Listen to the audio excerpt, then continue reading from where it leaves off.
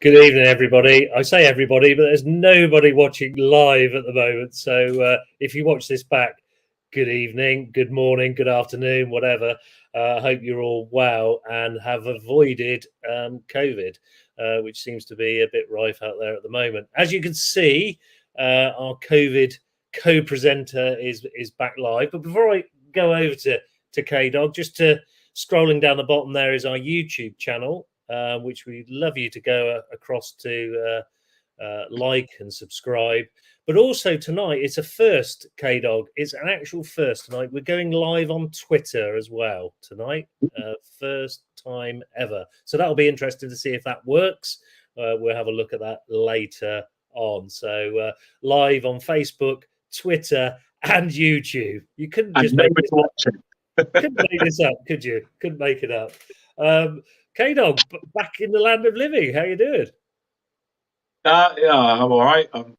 I'm still here. Just sorry about last week. You were quite right. I fell asleep, having been struck down by the dreaded lurgy, and I forgot to wake up basically. So I was in the land of Nod when you were doing your broadcast. But you had a far, far better person as your right-hand man last week, anyway, didn't you, in Wes? So thank you for Wes stepping in there at the last minute.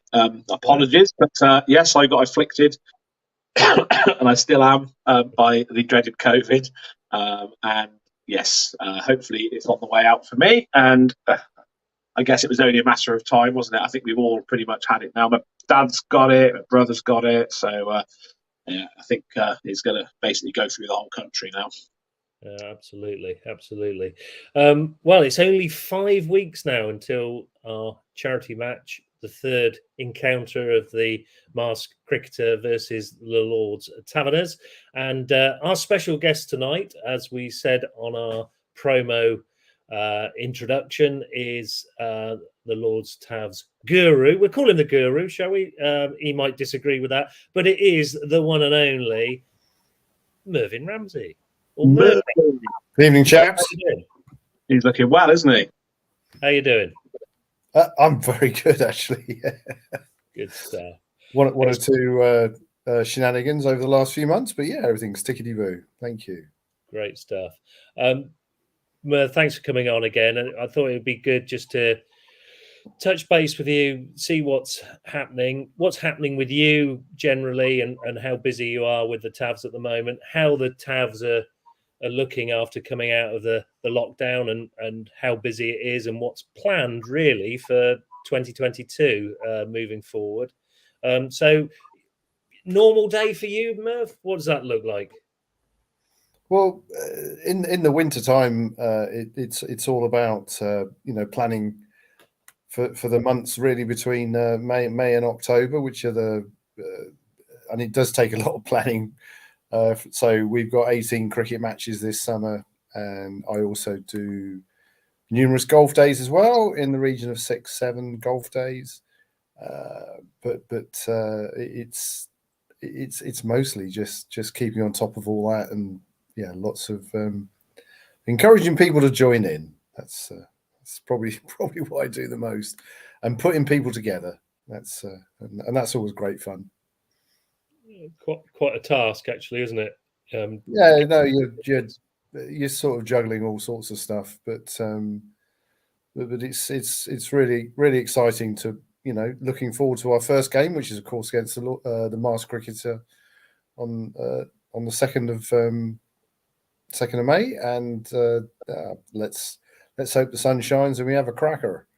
Yeah, that's we're keeping our fingers crossed. See if we can raise a little bit for the Tavs along the way as well. That'll be brilliant. So it's more about raising joy, isn't it? And because I think people want. I mean, as Kieran coughs, yeah, we want to put all that stuff behind us, but I think the biggest thing that's happened just recently is that the programs that we raise all our money for, that and our sort of raison d'etre for the children, it's all starting to come back. So we're out there in the community, and Oxfordshire is a very good example of how important it is. So when you look at the work that Richard Giles does and the crew, and also we're working with Chris Clements and the rest of the board, looking at a game that we're having against the House of Commons and Lords on the 11th of August at Wormsley, where we just had a meeting the other day with Nick Pinhole to discuss, how we can get local kids involved in that, and the fact that it will be free for folk to come along to enjoy that at the glorious Wormsley as well. So it's not just the day on the 2nd of May is obviously really, really going to be great fun, but there's a lot more that we're doing in Oxfordshire during the summer. So it's all good. We're looking for an under 18 sort of T20 or 100 game before events kicking off. There is activities going on, but I think you need to talk to Nick Pinhole and Chris Clements, because they're yes, I think, but there is going to be activities going on when before our T20, the students start at 3:00, which will be so that there's lots of things going on involving kids, and we want as many Oxfordshire folk to come along and watch, and it's free to come along, so that's important too.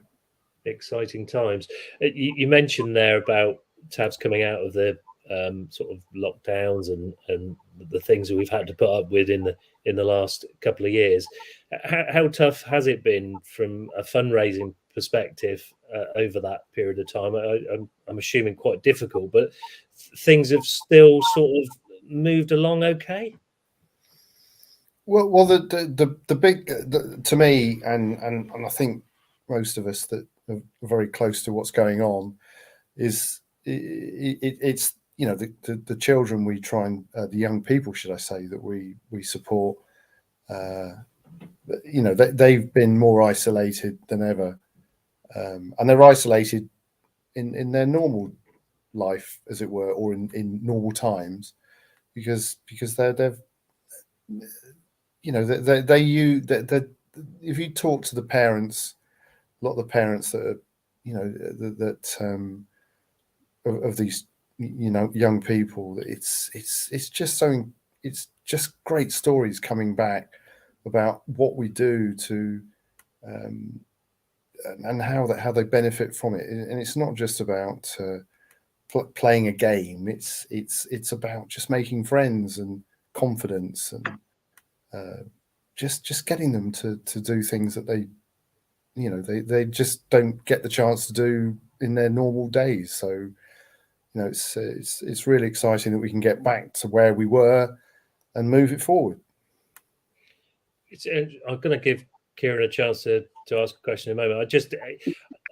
From my own perspective, with cricket generally, the camaraderie you have with teammates, but also the friendships that you make over the years through cricket is amazing in its own right. But for the guys that you're talking about there, it's massive, isn't it? It's so much more, and friendships that have forged through, what work is being done. Well, yeah, I mean, we can look for local examples. I mean, look at George and how he's changed, and his hello George. Hello George, he's on. No, I saw him. And there's a very it's a great case study there, and his parents, and it was so lovely to see them again at a celebration evening last September at Lords, indeed. I mean that is what it's all about. To hear the parents talk about how it's changed the lives of their children, and there's just so many examples of that, and there's lots of videos, including George, of course, on lordstaverners.org. Go and take a look and just see the impact that that this has with them. So, and they're the key to all of this. That's why we do what we do. Absolutely, and actually the social media presence is superb. There's a lot of good stuff, lots of good, lovely films of guys, participating, just enjoying the table cricket or whatever it is. It's just fantastic to watch. Kieran, come on, I know you're busting to ask Merv a question. I've never heard him so quiet. No, it's very good, isn't it? I've got him sat in the corner. I think that's what it is. Thank you for that, Kieran. You can stop now. Yeah, sorry.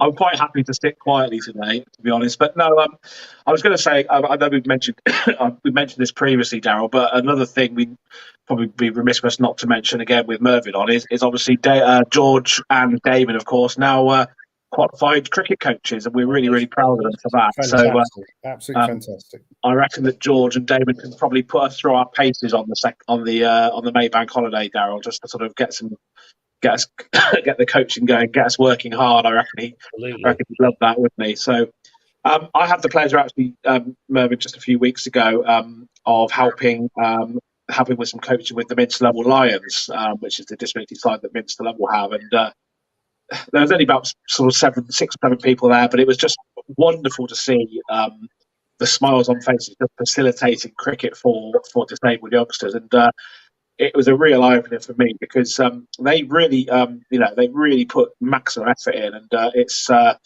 real sort of feather in the cap of sort of Oxfordshire in general, through Richard Giles and obviously other clubs as well, that we're facilitating disability cricket in this county, and it's all thanks. Well, it's not all thanks, but it's largely thanks to the work that the Tavs do, isn't it? Well, we can, that's what we're here for.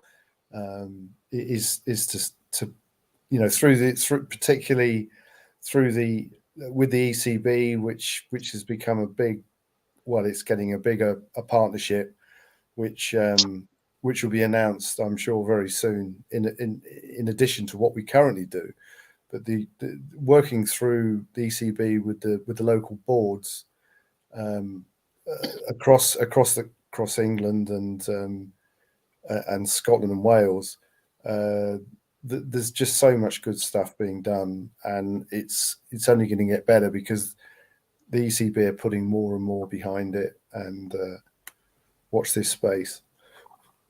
It's exciting times, actually, and I'm glad it started to happen. Actually, we're quite proud within Oxfordshire. Not only Dick Giles, we've got Stuart Murphy involved with the England Learning Disability side. He's been involved with that for some time, and Duncan Green just recently has joined the ranks as assistant head coach for one of the disability teams, and that's a really great appointment, I think, for seeing Duncan in action. So lots of things to be proud of in Oxfordshire, just along that way. Sorry, Kieran, I came in on that one. I apologise, but I thought that was relevant. You and Duncan a little bit of a plug.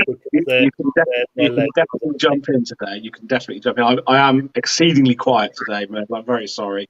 But no, I'm looking forward to... It's a blessing. Say again? It's a blessing.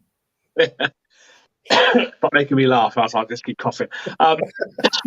Sorry, really looking forward to the game though, because obviously it's the 3rd edition. We've had some fantastic weather. We've been blessed with some great weather. It's a little bit dodgier at the start of May. You never know what you're going to get at the start of May, but hopefully we'll get a dry day again. And although possibly a little bit more sort of low key than previous years in terms of the fact that we may not have the pyrotechnics, but we'll certainly have everything else. We'll have the commentators there. We'll have the music, no doubt. Probably have an auction and all the sort of razzmatazz that we had last time. And it's 2-0 as well, isn't it? So I guess the Towers will be keen to make it 2-1, maybe. Not particularly. It doesn't matter, does it? It really doesn't matter. No. It really doesn't. It's about having fun, raising profile, hopefully raising a few bob, but most importantly, seeing smiling faces and just people, just showing what we do, and I say most importantly is having fun. And I think the highlight for me for the last game wasn't my spectacular bit of fielding where I stopped that boundary, Daryl.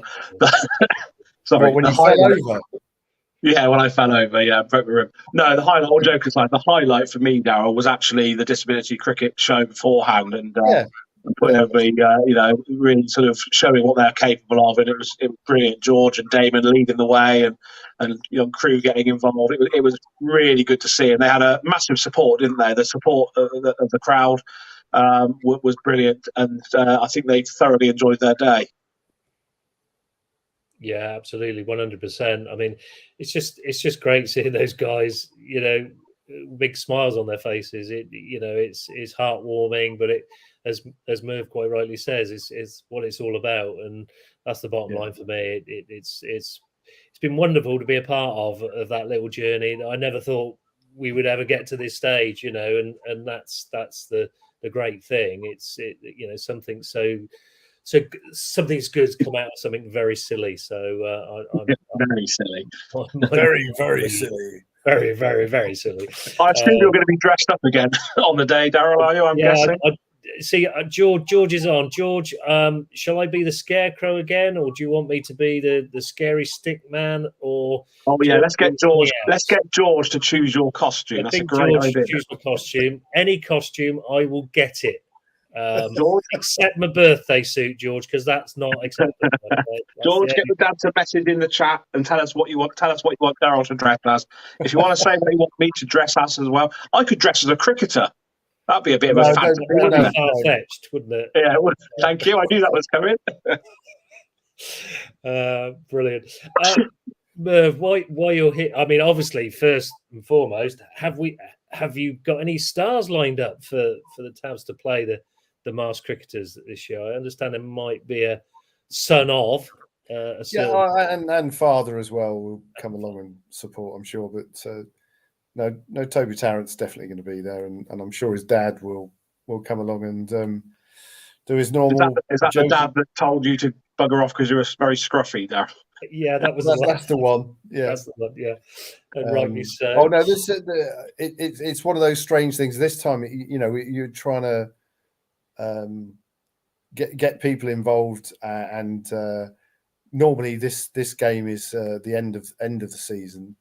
Towards the end of the season, and it's actually, in the winter time they sort of hibernate. So there's work go. It's work in progress, but it will be fine, and we'll have some jolly japes and some lovely people there to support us, and just waiting for Gower and Gatting to come back from the West Indies after all that malarkey. Mr. Gower was certainly. I'm sure if they can, they will. But they've been otherwise engaged doing commentary and lots of eating and drinking. It's been brilliant to see David Gower back, actually, hasn't it, Daryl? Yeah, he was really asking some probing questions this week, and rightly so as well. He's just such a top guy, and as our president. As president of the Lord's Taverners as well. It's great to have, and Mike is a trustee of the charity. So we're very blessed with some fantastically well-known people involved in the high echelons, as it were, and their support is absolutely amazing, and it's something you just can't pay for, really. Yeah, absolutely. Would be remiss of us not to just do a mini pundits panel about England's demise in the West Indies. Right, that's the end of that then. Yeah, that's it. Good night, everyone. Should Root continue as captain? I'm going to put you on the spot here, but Root to continue as captain, Collingwood as coach. What's your thoughts? Well, it just all seems to be obviously. With Joe as captain, he's been captain for quite a while, but the rest of it, above it, it just seems to be a bit of a mess, isn't it? So it's very easy to blame all the players, and ultimately they have to stand out in the front there and do their thing. But My as a cricket lover and everything else, I just want to see some stability, which we don't seem to have. And Andrew Strauss has been put in as temporary charge, but what does that mean? Are they going to announce a new managing director of cricket very soon? And then really, until they do that, I'm not too sure what it really means, because you need some, some long-termism, if that's a term, and some stability. Yeah, it's quite interesting. I follow a lot of coaches on LinkedIn and worldwide, and there's some really good coaches saying some really powerful things about life of English cricket. And I do feel that these coaches have got years and years of experience, and we always put somebody in charge who's had minimal experience, may have had lots of experience as a player, not much experience as a coach. And yes, I think that's where I'd love to see a coach that perhaps hasn't played on the international stage, has people around him that have played on the international stage, but can actually, shake it up a little bit. And but that would actually be a first, wouldn't it? Because if you look at other sports, I don't know, is golf a good example? I know it's slightly different, but they reckon that some of the best coaches, they're people. Yeah, people persons. They're not necessarily, they get the best out of people.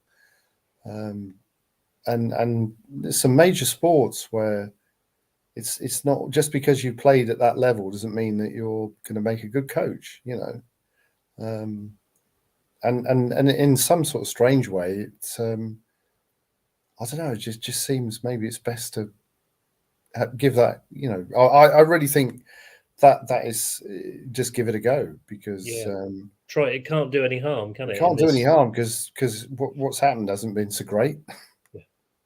I think if you had that sort of I don't know, sort of structure, if you like, and you had somebody who's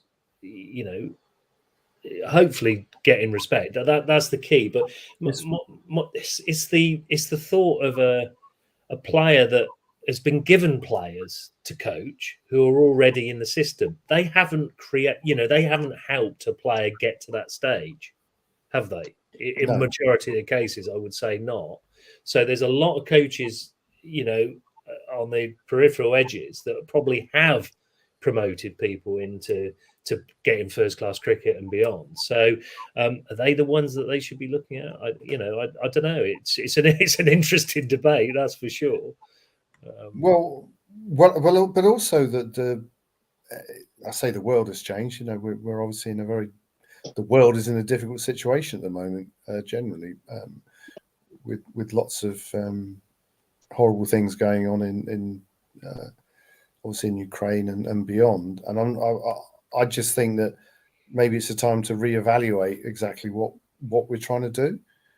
And I don't know. I just feel as though somebody should be, given the opportunity who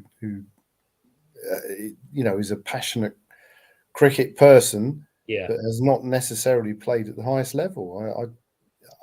I say it goes back to, it's almost like the captain thing. You look back when we've had success, when we were in a bit of a mess. The sort of Brearley type person. I don't know. Maybe it's just because I'm old. But you think, he was never the best player, and he'd admit that, I'm sure, and his stats prove that. But he managed to get the best out of people. So it's that motivational type of, just somebody who can actually do that sort of role, but still hold their place. Obviously, they've got to hold their place. Yeah. And then, but and that's at the captain level. But above that, it's who is it that can actually give us direction, and of course one of maybe the biggest issues is we don't play enough 3/4 whatever day cricket. Yeah. So how do you develop someone to to bat properly for a day and a half when they're being told to go out and smash it all over the place. No, absolutely. I mean, a lot of these coaches working for first-class counties are probably tied to KPIs of getting somebody in the white ball game that's going to win them a competition, and so on and so forth. So, money. Absolutely. And but I mean, like yourself and Kdog, I'm sure we love the longer form of the game, but maybe that just doesn't bring the audiences. But I don't know. There's no. If there was a simple answer, it would have been done, wouldn't it? Yeah, absolutely. I just think you could have somebody like Collingwood as sort of like head coach, and then you've got these interim batting coaches anyway, but bring somebody in who's achieved something, if you like, in a coaching environment, not a playing environment. I think then that structure might work, but again, like I say, it might not. But it's worth a try. I think it's a thought, isn't it? Kdog, very quiet, because I know you're absolutely hating what England cricket is doing at the moment. You say a sentence. Come on. Well, I just think my opinion, for what it's worth, is I know a lot of people don't particularly like Kevin Peterson, but you can't make a silk purse out of a sow's ear. And the England players and the players at the moment are just not good enough. And no matter who you're coaching, who's coaching, no matter who the captain is, you can have the best captain in the world. You can have a Mike Brearley sort of type captain. You can have anybody. But the fact of the matter is the players are not good enough. And it's as simple as that. Craig Overton being picked to play overseas was just ridiculous, because he's nowhere near a Test class player. Never has been, never will be, in my view. Obviously, they lost Mark Wood and Ollie Robinson, which didn't help in terms of the bowling. I think if those two had been fit, they may well have won the second test. In fact, I'm pretty sure they would have won the second test, actually, if I'm honest, because it was pretty close. Leaving Broad Anderson at home, was that the right decision? No, I don't think it was.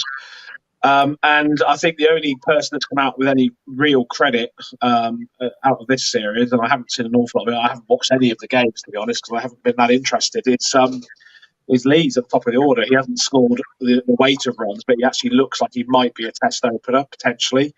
But no, there's just nothing there. The cupboard is bare. And as I say, it doesn't matter who you've got as a coach or as a captain, you're not going to improve it until you start focusing on the longer form of cricket. And my thoughts on that. I'm not going to bore anybody with that again. But at the end of the day, there has to be something that needs to be done to try and make 4-day cricket marketable, and B, play it at the right time of the year, because you can't play 4-day cricket in April and September. Okay, there's going to be a couple in the summer this year, but that's just not good enough. You're not going to ever have a test side that's going to challenge for the top sort of 2 or 3 in the world if you're playing at the far ends of the season at the front and the back. It's just a waste of time. And I fear that, as has been said, that it's just all about money, which I understand. But there isn't an answer at the moment. And that's it. I have very little hope that we're going to see any great improvement anytime soon. Should Joe Root stay as captain?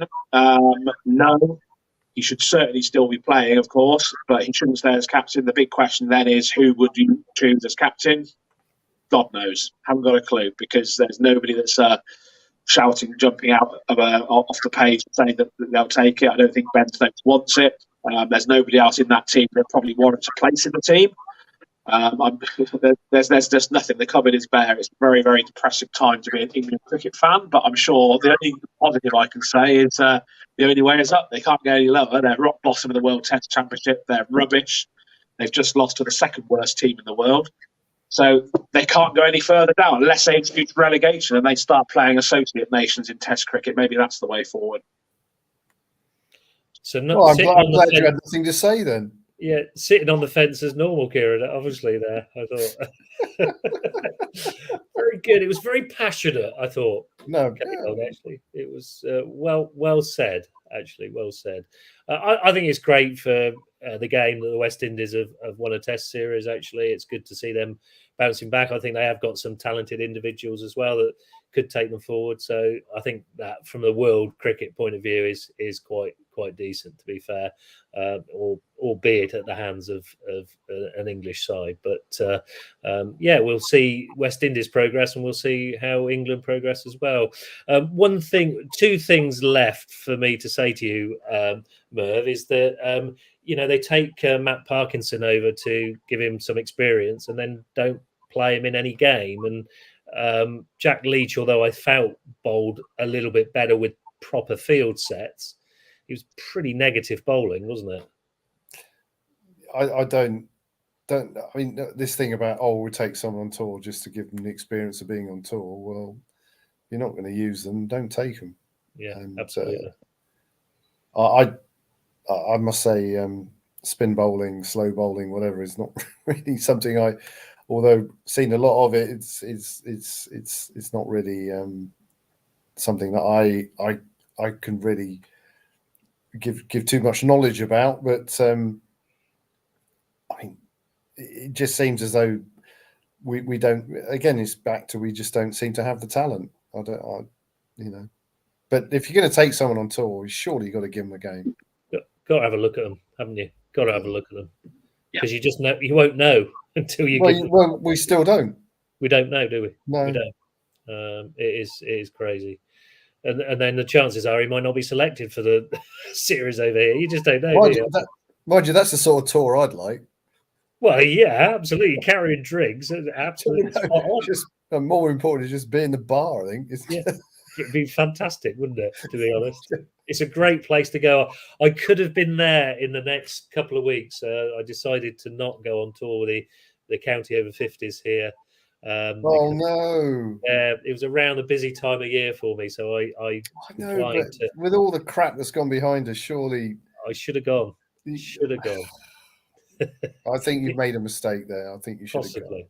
Possibly. It would have been. It's a great place to go. I mean, I've done it once, and it was brilliant. So yeah, I must tell you my Franklin Stevenson story, but I'll bore you that with another time. I'm still waiting for an email from him, because we're trying to send. Because one of the things we do is kit recycling, and he does a great thing over there with the youngsters in Barbados, and I'm just waiting, because now the tour's finished. I'm waiting for Gladstone to come back and have a catch up with him, and Black Opal Travel, who quick plug, but they're our cricket sponsor, Lord's Taverners 11 sponsor, should I say, and we are actually, well, there's been discussions about a trip to Barbados in November, but I can't quite see it happening. I don't think we have enough time. But with Franklin Stevenson, he does a great thing with the youngsters over there, and we'd really like to send them some cricket kit from our Lord's Taverners recycling program. So no, you're right. He does a fantastic job over there, I have to say. Seeing it firsthand, and what he does, and what you see people talking to him and stuff. Brilliant, absolutely superb over there for sure. So hopefully he gets in touch. I think it's scrolling down the bottom. Obviously, if we can get any donations coming in to our Just Giving page, search the Master Cricketer. Please give generously if you can. That would be great. And obviously, we'll come back next Monday, possibly. Might be Monday, might be Tuesday, possibly with an actual Master Cricketer, but that's in the pipeline. So that could be quite exciting next week. So watch this space. We will let you know on our social media outlets if that comes about. So just trying to promote the charity game really on the 2nd of May, which of course I have forgotten to do today, and mention, of course, that the great place that is Oxford Downs. There we go. It's in my contract. It's got to be flashed up on the screen. So hopefully we'll see a lot of you at Oxford Downs, but more details will follow. I'm meeting with the COVID restricted at the moment, Claire Bowden, unfortunately. So, but we will be meeting up shortly to sort out some of the arrangements for the 2nd of May. Kieran, you're definitely coming in for saying something. You've got nothing else to say, Kieran. No, I was going to say, having said Claire's COVID restricted mode, there shouldn't be any COVID restrictions to the game for the first time. That's true. So it will be a capacity crowd because we haven't got to limit it. So, there'll be unlimited tickets available. So let's see if we can beat the record. Well, there doesn't need to be tickets, so just turn up. Good point. Good point. Yeah, we don't need tickets, just turn up. Yeah, because last two times we had to have ticketing. So, no ticket required. No ticket required. As Phil Collins said, yeah. Merv, thank you ever so much for joining us tonight and pleasure. giving us an insight to the wonderful Lord's Taverners and the work you do. It's absolutely fantastic, all the work around the country. So fair play to you, young man. And, like I say, long may it continue. And we look forward to seeing you on May the 2nd. I'll be there with bells on. And thank you for your support. And are you sure it's not May the 4th, Darryl? That's the no. It won't be with you. Oh, it's not May the 4th. No, May the 2nd. I was looking at April. I was looking at April on my calendar. Sorry. Well done. Well done, you. And I think on that note, I'm not letting Kieran come in again. We will see you at some point next week. Look out to see if it is a masked cricketer or it is just a promo. But we'll look forward to seeing you then. Take care. See you soon. Bye. Cheers, Woodsy. Cheers.